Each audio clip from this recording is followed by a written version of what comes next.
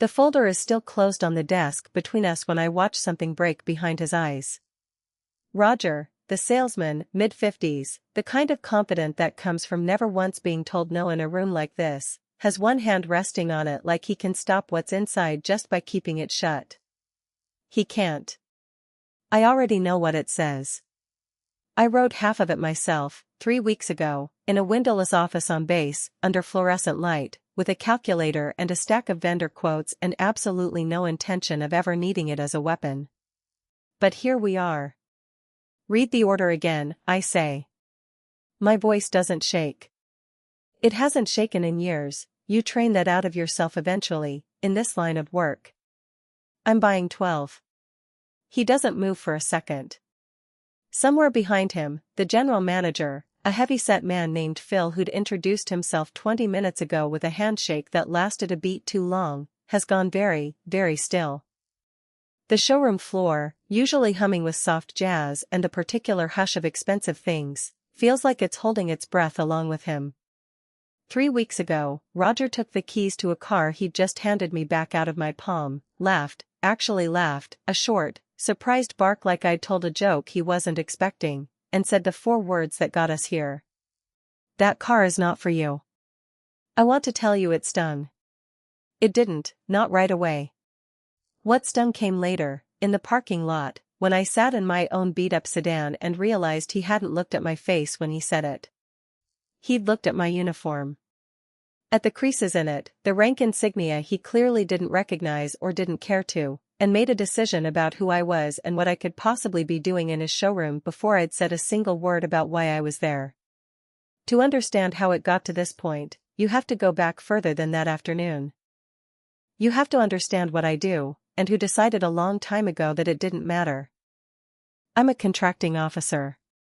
That's the polite, boring-sounding title the Army puts on people like me, the ones who sit in rooms nobody thinks about and decide where genuinely enormous amounts of taxpayer money actually go. Fleet vehicles, logistics equipment, base infrastructure contracts that run into the tens of millions. It is not glamorous work. It is, however, work that requires you to be exact, patient, and completely unmovable when someone tries to slide something past you that shouldn't get through. I have spent 11 years getting very, very good at not being moved. At the office, this earns you a particular kind of respect, the quiet kind, the kind that doesn't announce itself. My colonel, a woman named Reyes who does not hand out compliments the way some officers hand out candy, once told a room full of senior staff that she'd rather lose a battalion of infantry than lose me off her procurement team, and then never mentioned it again, because that's how she operates. That sentence lived in me for a year.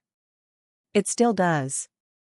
Outside the office, in a Nissan showroom on a Tuesday afternoon, none of that exists.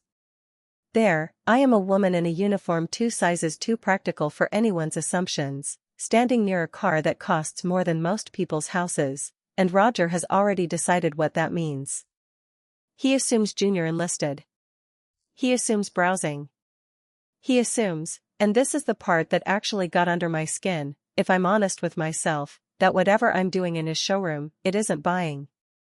Let me show you something a little more practical, he'd said, steering me by the elbow, toward a row of compact sedans near the door. Entry level. The cars you put in front of someone you've already priced out of the room. I hadn't argued. That's not how I work. I'd simply asked, very evenly, whether he'd be available later that week for a fleet inquiry, and watched his face do absolutely nothing with that information, because he wasn't listening for it. He was already halfway back to a couple in matching golf shirts who'd walked in behind me, the kind of customers his instincts told him were worth his time. Marcus noticed before I said a word about it. Marcus, my staff sergeant, my driver that day, a quiet 6'3" wall of a man who has covered more actual combat miles than Roger has years on this earth, had been standing by the door the whole time, and I watched his jaw tighten in the reflection of the showroom glass. He didn't say anything either. He didn't need to. When we got back in the car he just said, "You want me to say something to that guy?" And I told him no, and meant it, and he looked at me like he understood exactly why, which, he did, because Marcus has been on the other side of that exact look plenty of times himself, in plenty of rooms just like that one. I could have made a scene right there. I've been trained, honestly, in de-escalation and in the opposite of it, and either one would have worked fine in that moment. I chose neither. I decided, somewhere in that parking lot with my hands on the steering wheel and my heart doing something slow and cold instead of hot, that I wasn't going to raise my voice at a man who'd already made up his mind about me. I was going to let the paperwork do it instead. Paperwork doesn't laugh. Paperwork doesn't get to have an opinion about who deserves what. It just sits there, accurate, until somebody finally has to read it out loud. The requisition had actually been sitting on my desk for 2 weeks already: 12 mid-size SUVs, non-tactical fleet vehicles for a logistics command that had outgrown its current lineup, budget approved, 3 dealership groups on the shortlist for competitive quote. His dealership was one of them. That part wasn't personal. That part was just paperwork doing what paperwork does, moving through channels before I'd ever laid eyes on Roger or his showroom or the particular curl of his mouth when he laughed at me. What became personal was the shape of the meeting I built after that Tuesday. I didn't call ahead and warn anyone. I didn't request a different salesman either, which is the part Marcus couldn't quite believe when I told him the plan. Most people, he said, would have asked to deal with literally anyone else. But I wanted Roger in the room. I wanted the exact man who'd decided, on sight, what I was and wasn't capable of buying, to be the one standing there when the number came through. I did make one call, though, to Phil, the general manager, whose name I'd pulled off the dealership's own fleet sales page, the one meant for exactly this kind of institutional inquiry. I told him I represented a logistics command evaluating fleet vendors, that I'd be coming by with final procurement paperwork, and that I'd appreciate having the appropriate decision-makers present. He said, with the particular enthusiasm of a man smelling a commission he didn't yet understand the size of, that he'd make sure of it personally. I said thank you, and I meant it, though not for the reason he thought. 3 days later, I put the folder together myself: cover sheet, unit designation, funding authorization, the full order for 12 vehicles at the negotiated fleet rate, everything stamped and signed and entirely, boringly real. I slid it into a plain manila folder, because I wanted it to look like nothing until the second it stopped looking like nothing. Then I put my uniform back on, the same one Roger had looked straight through, and I told Marcus we had one more stop to make before end of day. He grinned the whole drive over. I didn't.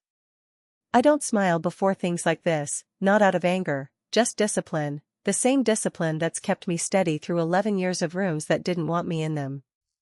But something in my chest was already counting down, quiet and certain, the way it does right before a number lands exactly where you calculated it would.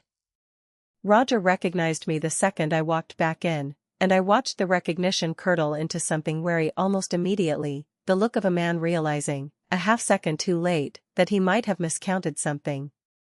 Phil met us near the entrance, hand out, all warmth and commission-scented optimism, and gestured us toward a private office at the back of the showroom without a trace of hesitation.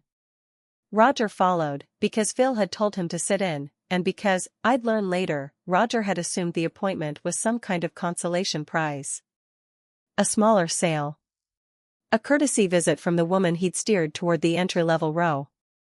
I set the folder on the desk and didn't open it right away. I let it sit there a moment, let Roger's eyes drift to it and away, the way people do when they're trying to look unbothered. Phil was already talking, fleet pricing tiers, financing options, the works, and I let him get about halfway through his pitch before I finally slid the folder across and said the only sentence that actually mattered. Before you go further, I think you should read this first. Phil opened it. I watched his eyes move down the page, watched the exact moment they stopped skimming and started actually reading, the unit designation, the funding line, the number 12 printed cleanly next to the vehicle specification, the authorization signature at the bottom that outranked anyone in that building by a wide margin.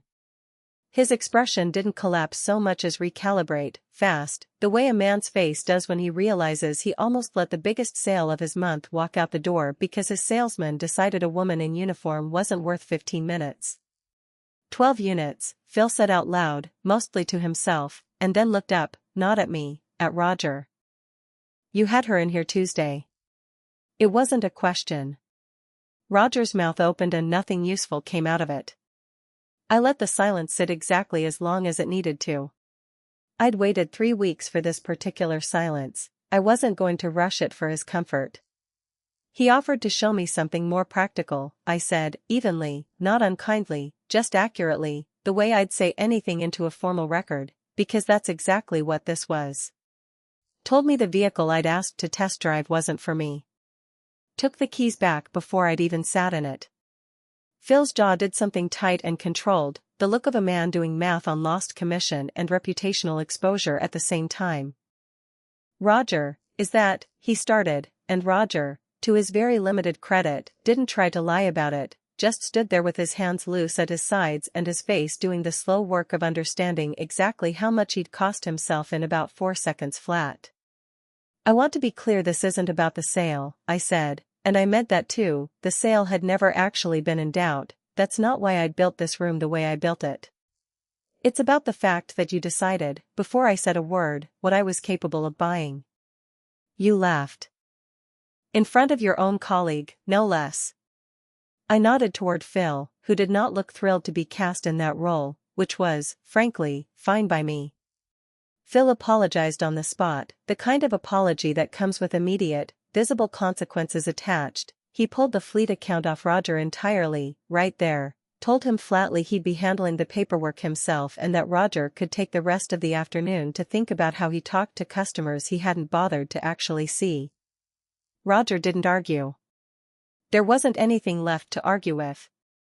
The folder had already said everything that needed saying, in the flat, undeniable language of an authorized federal purchase order, and no amount of charm was going to talk his way back out from under it. I signed the paperwork with Phil 20 minutes later. 12 vehicles, delivery scheduled inside 6 weeks, a number with enough zeros in it that I watched him mentally recalculate his quarter twice while he wrote it down. Roger stood near the door the whole time, not quite dismissed, not quite included, just present for the exact length of consequence he'd earned for himself. I didn't gloat. I didn't need to. Some men build their whole personality around never having to sit through the moment they were wrong about someone, and I'd just made absolutely sure he sat through his. Word travels fast in small dealership networks, faster than I expected, honestly. Within a month, the story had apparently made its way through 2 other branches of the same dealer group, the fleet purchasing officer who slid a 12-vehicle military order across a desk after being told a car wasn't for her. I heard later that Roger got moved to a different lot entirely, somewhere with considerably less foot traffic and considerably fewer 6-figure fleet contracts walking through the door in uniform. That wasn't my doing. That was just the natural consequence of a business finding out, in the most expensive way possible, that its instincts about who deserved respect had been badly, measurably wrong. My own life, in the meantime, kept doing what it does. Colonel Reyes put me up for a promotion board 4 months later, and I made it through on the first pass, something that happens for maybe a third of the people who try.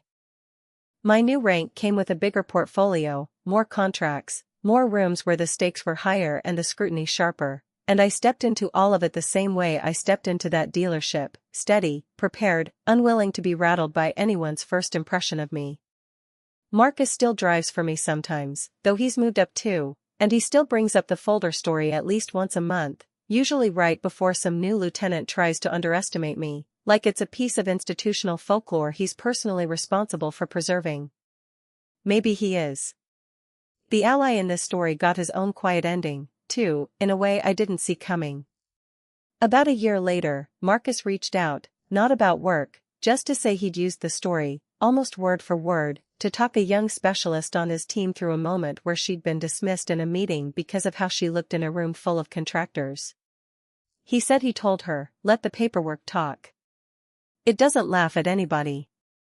I sat with that message for a long time before I answered it. It meant more to me than almost anything Phil or Roger or that entire dealership ever could have. Roger reached out too, eventually, almost 2 years after the fact, a short message through the dealership's customer service line, forwarded to me because my name was still attached to the account. He said he was sorry. He said he thought about that day more than he expected to. He said he hoped I understood it wasn't personal, which, of course, is exactly the kind of thing people say when they finally realize it was. I read it once, calmly, the same way I read everything now, for accuracy, not for feeling. Then I closed it, and I didn't write back. Some apologies don't need an audience anymore. Mine had already gotten one, in a back office, on a Tuesday afternoon, when the only witness that mattered was a sheet of paper he never expected to see. He never got to find out what I drive now. He doesn't need to. Some people only ever get to meet you once, in the one moment you let them see, and by the time they understand what they missed, you're already 12 vehicles and one promotion past needing them to. If this one hit different, you know what to do, drop a comment, hit subscribe, and I'll see you in the next one.